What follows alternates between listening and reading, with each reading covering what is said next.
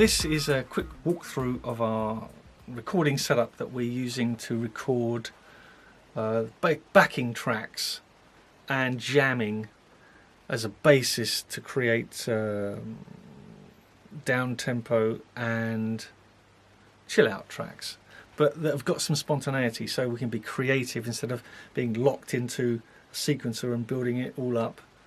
We're making a kind of hybrid approach, so we can have a bit of live interaction and a bit of spontaneous creativity, as well as having stuff under control by using it in sequences. That's the theory anyway. Okay, so let me take you through it. We've got 4 laptops. We've got 3 actually right now. Joe's not here. Normally we've got 4 laptops.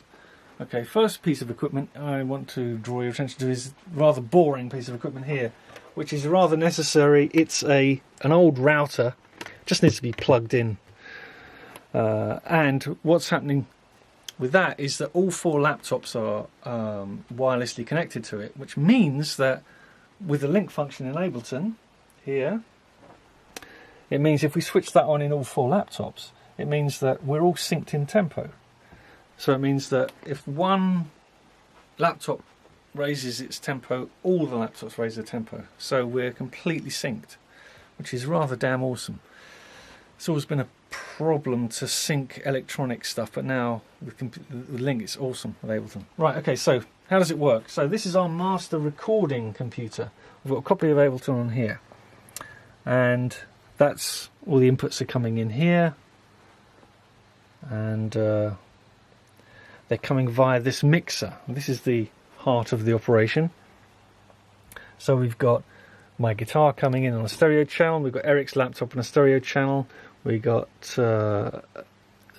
Joe's laptop on a stereo channel, but when he's here, and we've got the bass guitar plugged in.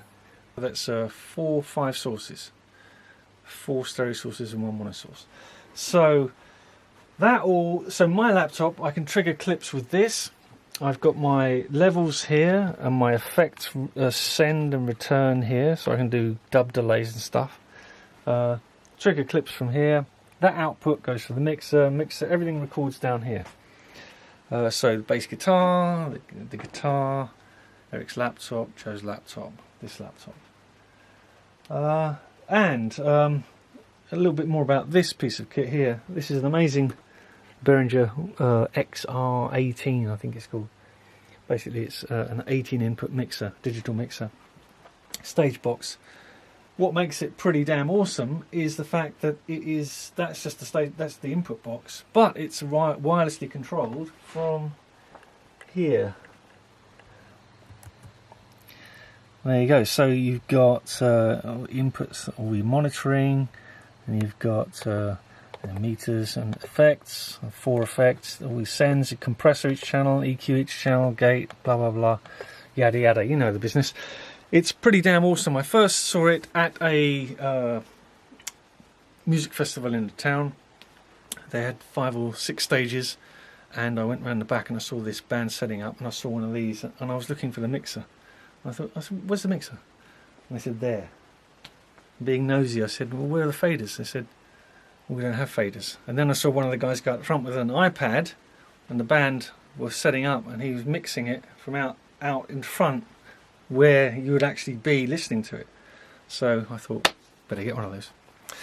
Yeah, so that's the run through of our little setup here, and it works rather well, but it's a bit of a pain in the arse to set up. This is my guitar processor, by the way.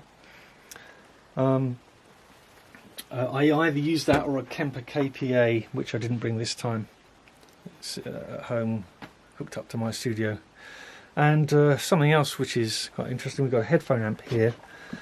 So we've got the outputs from the mixer, and then we've got Joe's headphones, my headphones, Eric's headphones, and we've got this going to a monitor on the speakers at the moment. So that's how we... Oh, and Eric is triggering clips from here and playing stuff on his keyboard here. It's just switched off because we finished for the evening. So that's the run through of our recording setup.